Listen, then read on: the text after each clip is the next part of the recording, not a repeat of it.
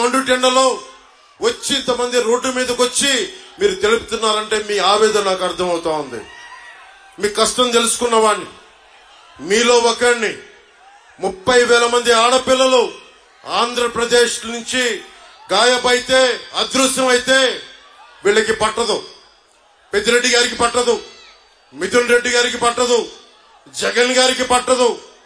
వాళ్ళు వచ్చి కేవలం దోపిడీ చేయడం తప్ప ఇంతమంది ఆడపిల్లలు అదృశ్యం అయిపోయారే, వీళ్ళ గురించి మాట్లాడాలన్న ధ్యాస లేదు వీళ్ళకి. ఢిల్లీలో ఒక రోజున మిథున్ రెడ్డి గారు కనిపించారు. పార్లమెంటరీ అఫైర్స్ మినిస్టర్ మ్యారేజ్కి వెళ్తే ఆయన చాలా గర్వంగా చెప్తున్నారు, చిత్తూరు జిల్లాలో ఎవరు వచ్చినా సరే మేము ఒప్పుకోం, మేము ఒకళ్ళ జోలికల్లా మా నియోజకవర్గాలకు వస్తే మేము వాళ్ళని మామూలుగా వదలమని చెప్తా ఉన్నాను నాతోటి. మిథున్ రెడ్డికి ఒకటే చెప్తా ఉన్నా, మిథున్ రెడ్డి నీకు పిఠాపురంలో పనేంటి అంటే రాష్ట్రం మీ గుత్తాధిపత్యం అనుకుంటున్నారా? మీరు రాష్ట్రం ఒక్కరిది అనుకుంటున్నారా? రాష్ట్రం మీ 5 మందిది అనుకుంటున్నారా? ఇన్ని కోట్ల మంది ప్రజలను మర్చిపోయారా? ఇన్ని విభిన్నమైన కులాలను మర్చిపోయారా? అక్కడ రోజు నమాజ్ చేసే ముస్లిం సమాజాన్ని మర్చిపోయారా? దారి పొడవునా క్రైస్తవ చర్చిలు ఉన్నాయి, వారిని మర్చిపోయారా? దేవాలయాలు ఉన్నాయి, వారిని మర్చిపోయారా? ఏం దౌర్జన్యం చేస్తారు? రాజకీయాలు ఇక్కడ అందరికి ఒకటే చెప్తా ఉన్నా, నాకేం సరదా కాదు రాజకీయాలు. అడ్డగోలుగా ప్రతి అడ్డమైన ఎదవ చేత తిట్టించుకోవడానికి నాకు పౌరుషం లేదనుకుంటున్నారా మీరు? ప్రతి పనికి మాలిన ఎదవ తిడతాడు. దేనికోసం తిట్టించుకుంటున్నా? మీ భవిష్యత్తు కోసం, ఆడబిడ్డల సంరక్షణ కోసం, ఆడబిడ్డల భద్రత కోసం, పెద్దలకి ఒక భద్రత ఇవ్వడం కోసం, కన్నీరు పెట్టే రైతాంగం కన్నీరు తోడడం కోసం, మీ భవిష్యత్తు కోసం. ఓటు ఎందుకు చీలకూడదన్నాను? రాయలసీమ ఒకరి గుత్తాధిపత్యమా?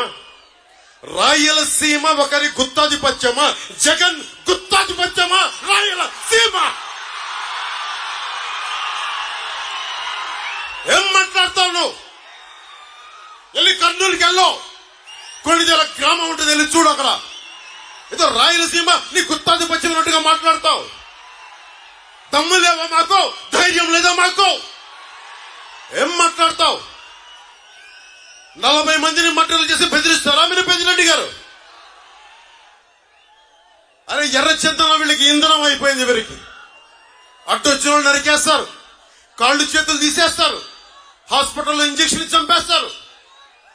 గంగిరెడ్డి లాంటి ఒక మాఫియా డాన్, ఎర్రచందనం డాన్, అలిపిరి కట్నం నిందితుడు 15లో మారిషస్ లో అరెస్ట్ చేస్తే మళ్ళీ ఈ రోజు అతను మిథున్ రెడ్డితో తిరుగుతూ ఉంటాడు. వైసీపీ గూండాలందరికీ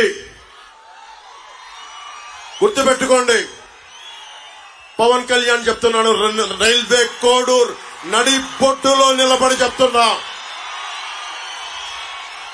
రైల్వే కోడూరు నడి బొట్టులో నిలబడి చెప్తున్నా, ఒక్కొక్క వైసీపీ గుండాలకి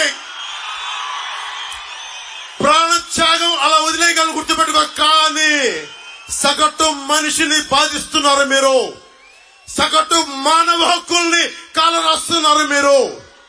మీ అంతు చూస్తాం, వీధుల్లోకి లాక్కొస్తాం, మర్చిపోకండి. ఇంతమంది యువతున్నారు, మీరు కలల ఖనిజాలతో చేసిన యువత.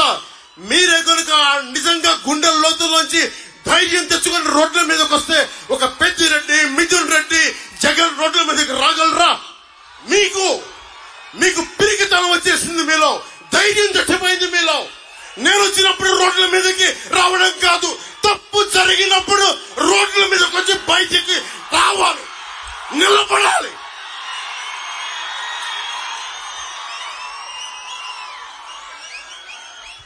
ధైర్యం లేని సమాజం కుళ్ళిపోతే, చచ్చిపోతే. రాయలసీమ ఇది, రాయులేలిన సీమ ఇది. ఆ సీమ నుంచి వచ్చి మీరు భయపడతానంటే ఎట్లా? మీరు భయపడతానంటే ఎట్లా? భయపడకండి, నేనున్నా, మీకు అండగా ఉంటా. మీకు ధైర్యం లేకపోతే మార్పు రాదు. ఒకవైపు కిరణ్ కుమార్ రెడ్డి గారు ఉమ్మడి రాష్ట్రానికి ముఖ్యమంత్రిగా చేశారు, ఇంకొక వైపు ఆంధ్రప్రదేశ్ రాష్ట్రానికి ఉమ్మడి ఆంధ్రప్రదేశ్ రాష్ట్రానికి ముఖ్యమంత్రిగా చేసిన వ్యక్తి. ఒకరు 14 సంవత్సరాలు, ఒకరు 3.5 సంవత్సరాలు ముఖ్యమంత్రులుగా చేసిన వ్యక్తులు. అలాంటిది 5 సంవత్సరాలు వచ్చిన వ్యక్తి, తండ్రి చచ్చిపోతే 2వ రోజు ముఖ్యమంత్రి కావాలని కలలుగన్న వ్యక్తి. ఆ వ్యక్తికి భయపడతారా మీరు? జగన్ లో బ్లూ కలర్ రక్తం ఉంటుందా? జగన్ 6 అడుగులు 8 అడుగులు ఉండి అంటే ఏం దెబ్బ పడదా జగన్ కి? ఎందుకు భయపడుతున్నారు మీరు? రాయలసీమ మీరు నేల అన్నం తింటున్నారు కదా, మీరు కూడా జొన్న కూడు తింటం లేదా? రాగి సంకటి తింటం లేదా? మీకు పౌరుషం రాదా? మీకు పౌరుషం రాదా? మీకు ఇంతేనా మీ పౌరుషం? పెద్దిరెడ్డికి భయపడతారా మీరు? మిథున్ రెడ్డికి భయపడతారా మీరు? పెద్దిరెడ్డి తమ్ముడికి భయపడతారా మీరు? గంగిరెడ్డికి భయపడతారా మీరు? అరే దమ్ము ధైర్యం ఏమైపోయింది రాయలసీమకి? అరే మీరు ఒకటే చేయండి, గొడవలు పెట్టుకోకర్లా, కత్తులు తీయక్కర్లా, కర్రలు తీయక్కర్లా. వచ్చే మనకి ఎన్నికలు వస్తున్నాయి. ఈ ఎన్నికల రోజున కమలం గుర్తుకి రాజంపేట ఎంపీ పార్లమెంట్ అభ్యర్థిగా కిరణ్ కుమార్ రెడ్డికి గుద్దేసేయండి. రైల్వే కోడూర్ అసెంబ్లీ అభ్యర్థిగా జనసేన నుంచి ఆరవ శ్రీధర్ పోటీ చేస్తా ఉన్నారు. వారికి నిలబడండి.